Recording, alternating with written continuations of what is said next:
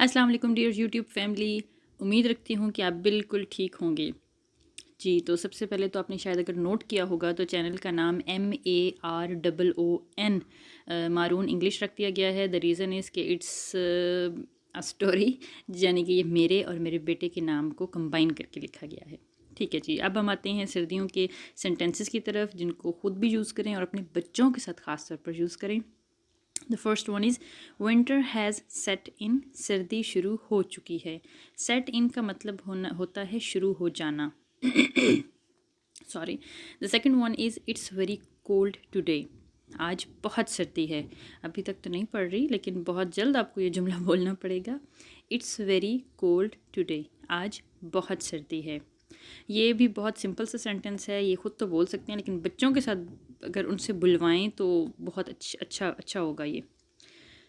The third one is कि अमूमन हम यही कहते हैं कि मुझे ठंड लग रही है या मुझे सर्दी लग रही है। In both cases I am feeling cold, मुझे ठंड लग रही है, महसूस हो रही है। इन दोनों के लिए आएगा I am feeling cold. So let's wait for the next sentence.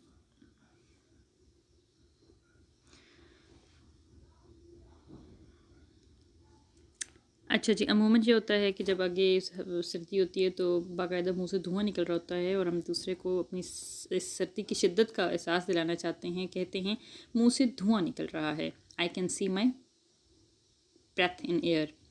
और ग्लव्स की भी बारी बहुत जल्द आने वाली है, जिसको हम दस्ताने कहते हैं। So it's very simple, wear your gloves, अपने दस्ताने पहन लो या दस्ताने पहन लो।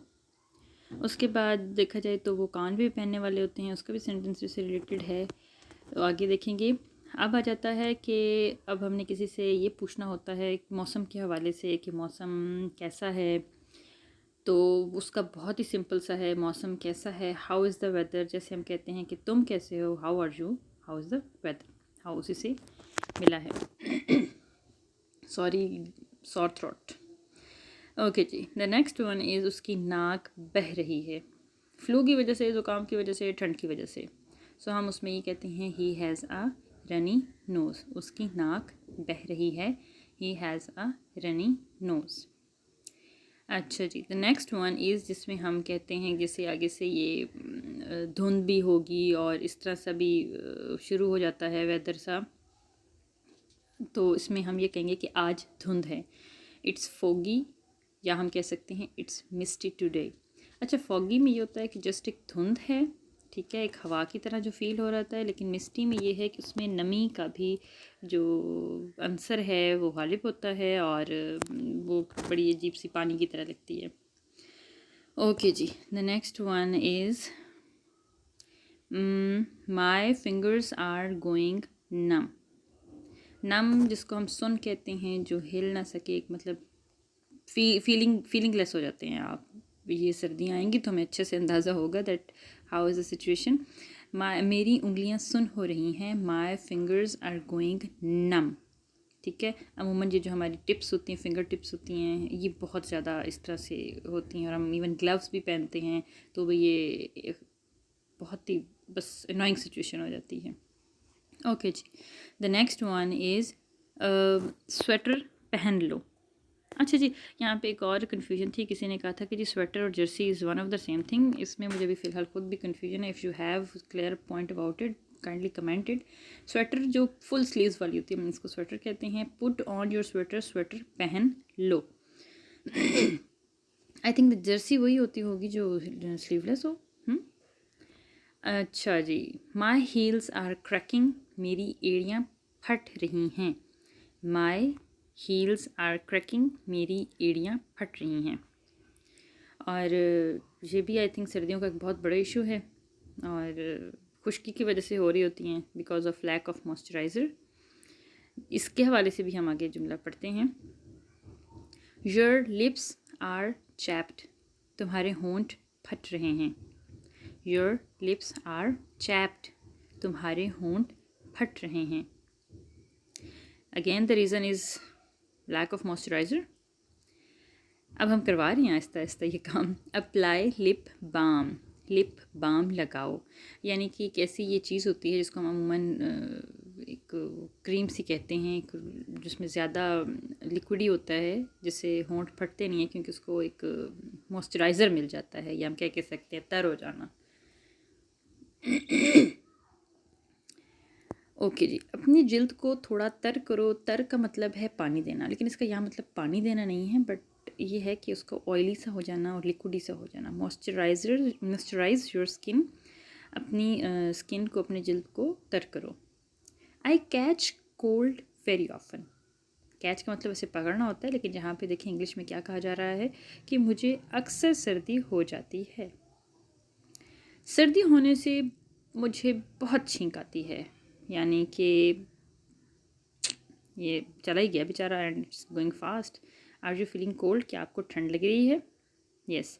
और एक और था, आई नीड स्वेटर, मुझे स्वेटर चाहिए। नीड में ज़रूरत आ जाता है। Sorry for the last once, उसको आप रोक के स्क्रीनशॉट ले सकते हैं। And here is the my hands are turning icy cold, मेरे हाथ बर्फ़ की तरह हो रहे हैं। My hands are turning icy cold, मेरे हाथ बर्फ़ की तरह ठंडे हो रहे हैं। और जब ठंडे भी हो जाते हैं, even after gloves, wearing gloves भी, ये ऐसा नहीं हो पाता कि वो नॉर्मल हो जाएं। ओके जी, यहाँ पर हम अगली बात करें हैं कि जैकेट की, कि जैकेट को जब बंद किया जाता है तो उसको हम कैसे, उसके बारे में एक्सप्लेनेशन करते हैं। तो उसमें हम ये कहते हैं, अपनी जैकेट का ज़िप बंद करो। ज़िप का कोई ख़ास उर्दू का मतलब नहीं है, so take it as it. Zip up your jacket, ठीक है, ज़िप अप योर जैकेट, अपनी जैकेट का ज़िप बंद करो। Here is the next sentence, that is cover yourself before you go out, यानी कि ये आपके लिए, केयर के लिए कहा जा रहा है, बच्चों के लिए ख़ास तौर पे। अगर हम कहें कि बाहर निकलने से पहले ख़ुद को अच्छे से ढांप लो। वाई? सर्दी से बचने के लिए। Cover yourself before you go out, बाहर निकलने से पहले ख़ुद को अच्छे से ढांप लो। So there is the next one, I have a sore throat, and yes I have a sore throat, मेरा गला ख़राब है। हम इसको ये नहीं कह सकते कि my neck is not working well, नहीं, इसके ख़ास मखसूस अल्फाज हैं इंग्लिश में। I have a sore throat, मेरा गला ख़राब है। उसके अलावा अगर हम खांसी की बात करते हैं, तो बुरी जो खांसी आती है या ज़्यादा खांसी आती है, जो मतलब बहुत ज़्यादा हो जाती है, उसमें हम ये कहते हैं मुझे बहुत ज़्यादा खांसी है। That is I have a bad cough. I have a bad cough. यूँ नहीं कह सकते I have a lot of cough. No. There are particular words in the English. I have a bad cough. Okay ji. The next one is let's bask in the sun. चलो धूप सेकें। आजकल तो हम बहुत ज़्यादा इस चीज़ को इस्तेमाल कर रहे होते हैं। जैसी धूप निकलती है, गनीमत जानते हुए भागे चले जाते हैं और कहते हैं कि let's go in the sun. No, let's bask in the sun. Okay.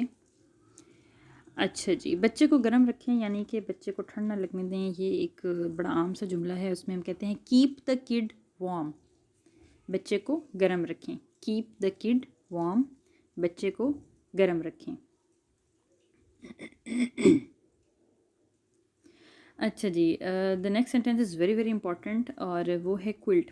अच्छा जी, क्विल्ट जो होता है उसको हम रज़ाई कहते हैं, ठीक है, लिहाफ अपनी ज़बान में। ब्लैंकेट को हम कंबल कहते हैं, और मैट्रेस को हम गद्दा कहते हैं। Some people use to mingle all these, mixture इसका बन जाता है। सो इसमें यह है कि गिव मी द क्विल्ट, रज़ाई दो मुझे, या मुझे रज़ाई दो, ठीक है। और इसको मिक्स नहीं करना। Even in the nursery book ये भी मेंशन है क्विल्ट को, पर्टिकुलरली छोटे होते से शायद उन्होंने डाल दिया कि इसी में काफ़ी मसले आ जाते हैं। I have a sore throat. The next one is let's sit by the fireplace, चलो आग के पास बैठते हैं। Let's sit by the fireplace, चलो आग के पास बैठते हैं। ये अमूमन दो तरह से है। कहीं जो बड़े पोर्च से घर होते हैं, बड़ी कोठियाँ होती हैं, वहाँ पर बाकायदा इसका एक जगह बनी होती है, एंड हम उसको लकड़ियाँ वगैरह जला के सर्दी से बचने के लिए ये काम करते हैं, फायर प्लेस बनाते हैं, ठीक है। The next one is you must wear earmuffs. आ गई ना बात उसकी, जो हम कानों पर ढांपने के लिए, उसको ढकने के लिए लगाते हैं। You must wear earmuffs, कनबोश ज़रूर पहनो, जो कि कानों पे पहने जाते हैं, and they really work a lot. सर्दी से बचने के लिए ये कमाल हैं, no doubt. I think sentences ख़त्म हो चुके हैं। Here I would like to thank you for watching it till last. And secondly कि अब आप इसको काइंडली अगर आपको नहीं आता